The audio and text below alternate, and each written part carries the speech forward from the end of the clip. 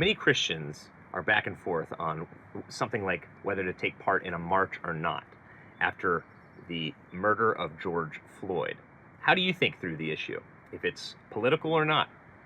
We both marched with our church not too long ago, and there was another march 2 towns over from us. And what was so beautiful about that specific march was that the woman, who was a black woman, a social worker who led it, marched a few thousand people down a long road, and at the very end said, "We will say the Lord's Prayer together now. This is not a political thing. And I also want to tell you all that Jesus Christ is the only answer to this racism problem, because only Jesus Christ gets at the very heart of the issue, quite literally, and that heart change is what needs to happen," she said. Education is tremendously helpful, and we need it.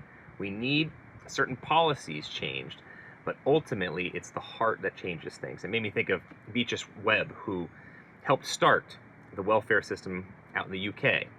And for years and years, she just thought, okay, we need more education, better policy, better people running government, and we'll be able to get over so much of our poverty and racism as well.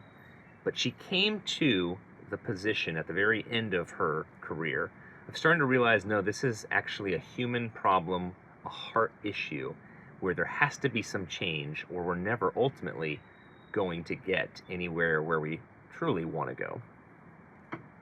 I am very excited about that black woman in Stanford, Connecticut, who led the protest march in the praying the Lord's Prayer. That is outstanding. But unfortunately, Christians have not always done that.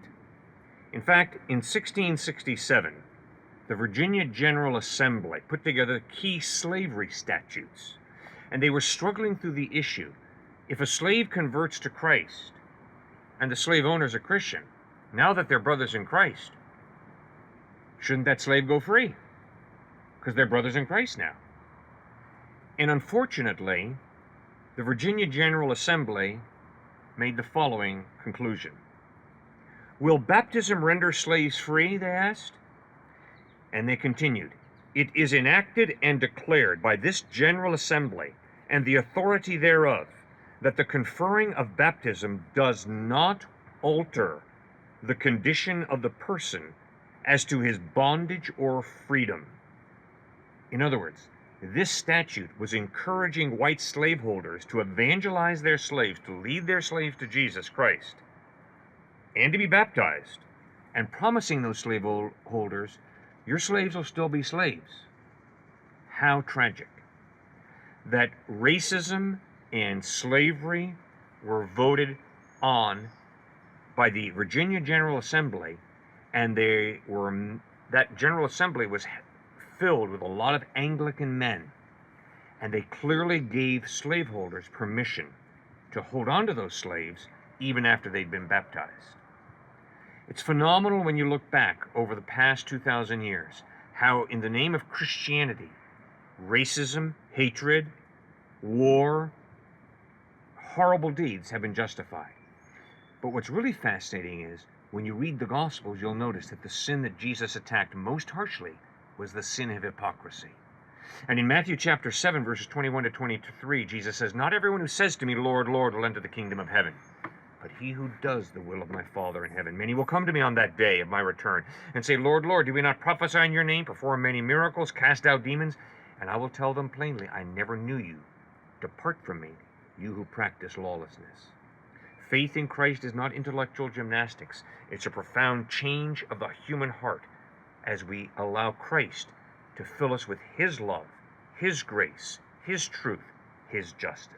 It's amazing, too, how Frederick Douglass came to know Christ when he was 13, and he came to know Christ through his white slave owner, who said, you are broken, you're a sinner.